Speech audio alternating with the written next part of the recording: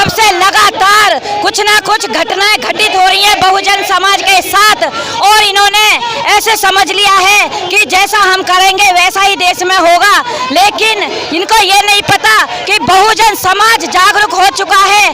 अगर ये हमारे बहुजन समाज के साथ अत्याचार करते हैं तो इनको अपने दिमाग से ये सोच निकालनी होगी कि ये चुप बैठ जाएंगे। और जब तक हमारी बहन मनीषा को इंसाफ नहीं मिल जाता हम चुप बैठने वाले नहीं हैं। चाहे हम महिलाओं को अपने हाथों में तलवार निकाल के क्यों न निकलना पड़े। इनका अगर कानून से उसको नहीं इंसाफ मिलता है, ये गवर्नमेंट इंसाफ नहीं दिलाती है, योगी सरकार इंसाफ नहीं दिलाती है, तो फिर हम अपराधियों का सर काटना शुरू कर देंगे। गवर्नमेंट में इतनी लेडीज भी हैं और आरक्षित नेता भी हैं, उनके तरफ से कोई मनीषा के फेवर में कोई ऐसी टिप्पणी या कोई बात नहीं आई, क्योंकि सब दलाल हुए बैठे हैं।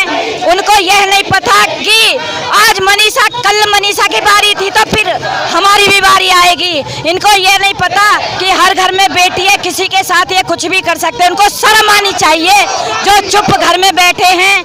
और महिलाओं से मेरा विशेष अनुरोध है, अगर आज बहन मनीषा के साथ हुआ है कल को हमारी बहन बेटी के साथ भी हो सकता है। इसलिए सब महिलाओं को आगे निकल कर अपनी आवाज उठानी चाहिए। जब तक अपराधियों को कोई ना कोई सजा नहीं, मतलब सजा भी कोई छोटी मोटी नहीं होनी चाहिए, इनको फांसी ही होनी चाहिए। अगर इनके बस की नहीं है तो ये लोग हमारे हवाले कर दें, हम अपने आप उनके लिए सजा चुन लेंगे।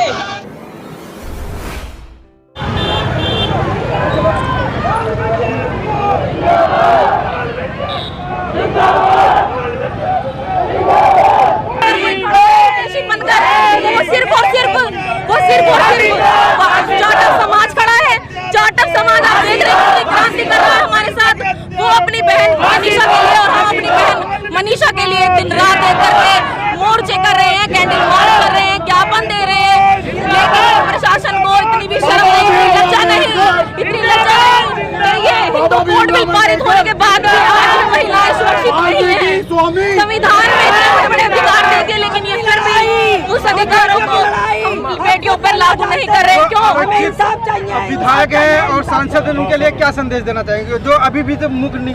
मैं तो उनको एक ही संदेश दूंगी, भैया ये पहन लो, बस ये पहन लो, ये पहन लो, ये पहन लो, बस ये पहन लो। और कोई संदेश नहीं है और कोई मांग नहीं है।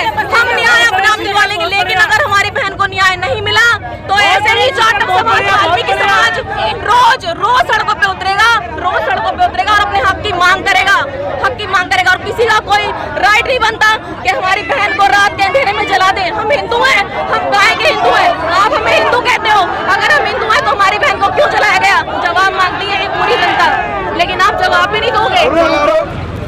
आप देख रहे हैं ये देश का वो सामाजिक हिस्सा है जो सिर्फ रोजी रोटी कमाने और अपने बच्चों को स्कूल भेजने के अलावा किसी दूसरे प्रपंच में नहीं पड़ता है।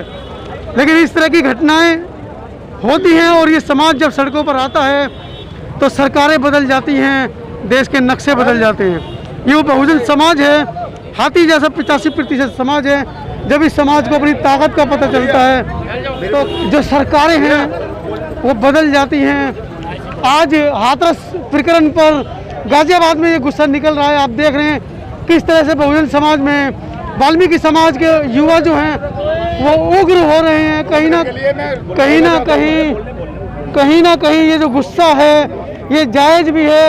अगर सरकार, मीडिया, हमारे डॉक्टर्स अगर अपना काम सही तरीके से करें या प्रशासन सही तरीके से इस समाज की जो दशा और दिशा है उसको सुधारने में काम करे तो मुझे लगता है कि ये समाज कभी सड़कों पर नहीं उतरता। लेकिन कुछ मजबूरियां हैं इस समाज के साथ भी कि इस समाज को सड़क पर उतरना पड़ रहा है। और कहीं ना कहीं ये जो गुस्सा है, ये जो रोष है, मैं इसको नाजायज नहीं मानता हूँ, मैं इसको जायज़ मानता हूँ। ये जो गुस्सा है, ये जो रोष है,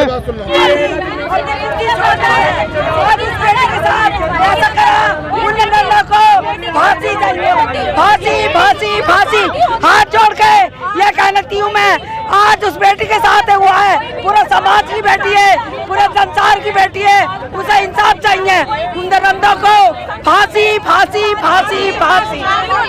मनीषा के हत्यारे को फांसी दो, फांसी दो। मनीषा के हत्यारे को फांसी दो, फांसी दो। मनीषा के हत्यारे को फांसी दो, फांसी दो। मनीषा के हत्यारे को फांसी दो, फांसी दो। सरकार के लिए चूड़ियां साथ रही हैं, वो दिखाना चाह रही है कि ये सरकार ठीक करनी है।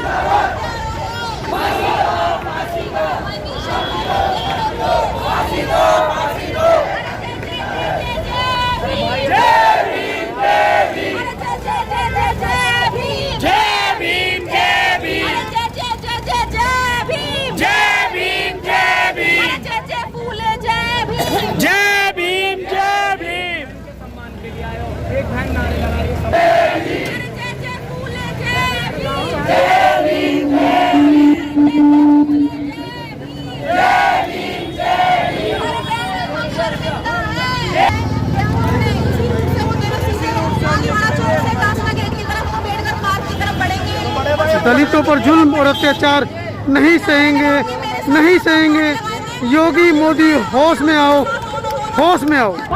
पूरे देश में आप देख रहे हैं आंदोलन चल रहे हैं, लेकिन सरकार की तरफ से इस मामले पर किसी भी तरह का बयान नहीं आया है।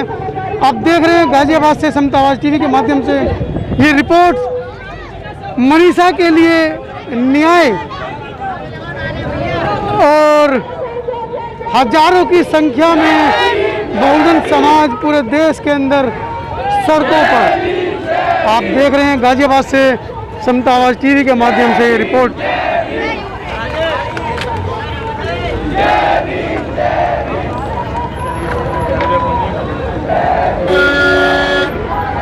फूलन पढ़ाओ दरिंदे मराओ। आइए तरंगबोध हमारे साथ हैं। एक बड़ा अच्छा स्लोगन इन्होंने लिखा है, फूलन पढ़ाओ दरिंदे मराओ। क्या चाहते हैं तरंग के सभी को मरवाना चाह रहे हैं? मैं चाह रहा हूँ कि जो भी दरिंदा है, जो भी रेप कर रहा है या रेप के बारे में सोच रहा है, तो आज जैसी जैसी गवर्नमेंट है उस हिसाब से ये लग रहा है कि सलूशन बस फूलन देवी और उद्धम सिंह है।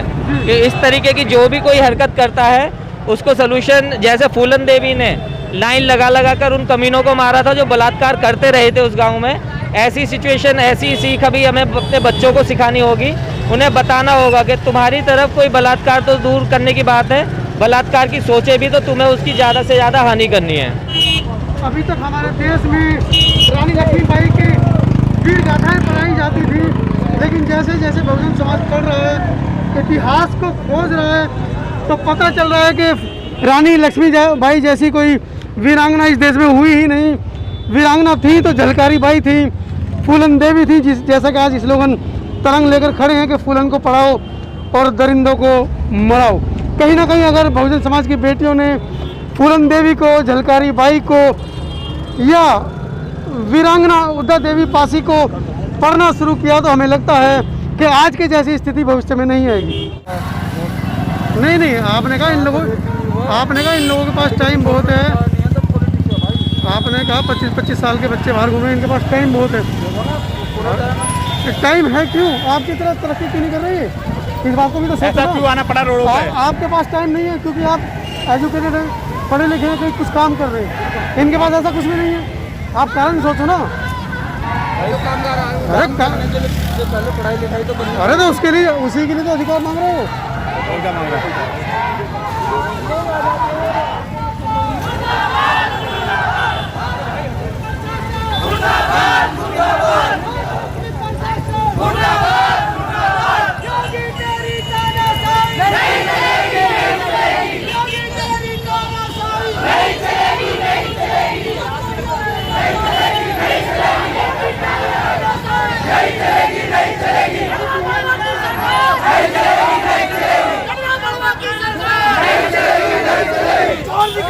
सरकार नहीं चलेगी, नहीं चलेगी, नहीं चलेगी, नहीं चलेगी। है नजर मिलता है, मेरे कातिल जिंदा है, मेरे कातिल जिंदा है।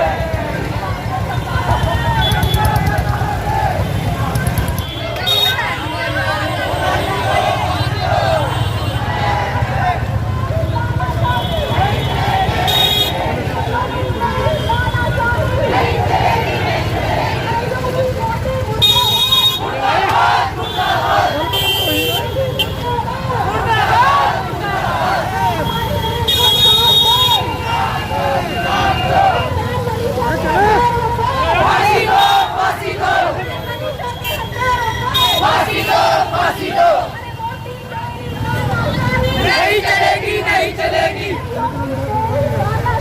नहीं चलेगी, नहीं चलेगी।